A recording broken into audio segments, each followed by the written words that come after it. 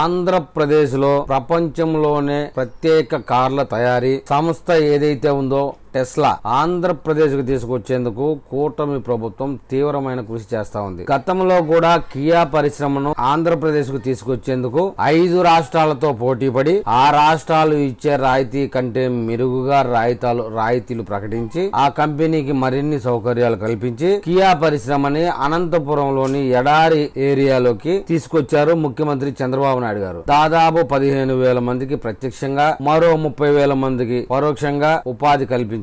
ప్రతి సంవత్సరం 12 లక్షల కార్లు తయారు చేసి 54 దేశాలకి ఎక్స్పోర్ట్ చేస్తూ ఉన్నారు. ఇక టెస్లా గురించి అయితే ప్రత్యేకంగా చెప్పాల్సిన అవసరం లేదు. ప్రపంచంలోనే అత్యాధునిక టెక్నాలజీని తీసుకురావడంలో టెస్లాను మించిన సంస్థ లేదు. ఈవీ కార్ల తయారీలో టెస్లాను కొట్టిందే లేదు. అమెరికాలో మార్కెట్ మొత్తాన్ని దున్నేస్తుంది. చైనాలో కూడా విపరీతమైన పోటీనిస్తా ఉంది. అయితే అమెరికా నుంచి ఇండియాకి టెస్లా కారు దిగుమతి చేసుకుంటే 110% సుంకాలు చెల్లించాల్సి ఉంది. ఇక అమెరికాలో 22 లక్షల రూపాయలు కారు ధరగా ఉంటే ఇండియా వచ్చేటప్పటికి 44 లక్షల రూపాయలుగా ఉంటుంది. ఆ కారణం చేత ఇంతవరకు టెస్లా కారు భారతదేశంలో అడుగు పెట్టలేక ఉంది. అందుకే భారతదేశంలో మీరు ప్లాంట్ పెట్టుకుని తయారు చేయండి అని మోడీ ఇటీవల టెస్లా అధినేతని కలిసినప్పుడు విన్నవించడం జరిగింది. ఇక భారతదేశంలో టెస్లా కార్ల పరిశ్రమ పెట్టడానికి గత 4-5 సంవత్సరాలుగా టెస్లా విపరీతమైనటువంటి ప్రయత్నాలు చేస్తా ఉంది. ముఖ్యంగా గుజరాత్, మహారాష్ట్ర, కర్ణాటక, తమిళనాడుతో సహా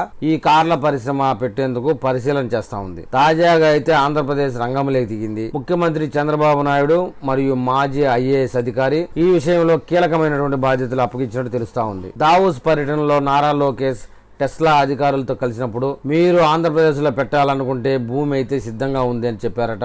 నేషనల్ హైవే పక్కనే ఉంది.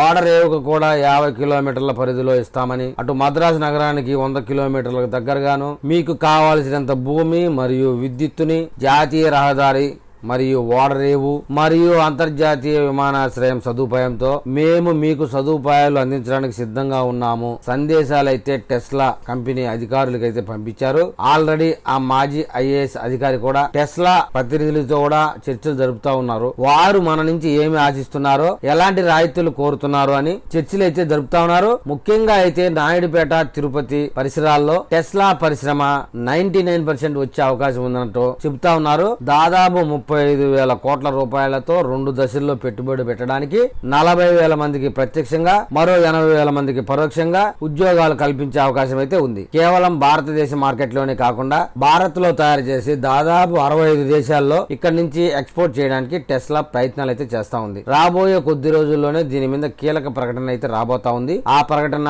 అప్డేట్ రాగానే మళ్ళీ మనం ఒక వీడియో చేద్దాం. మరిన్ని వివరాలు కూలంకషంగా చర్చించుకుందాం.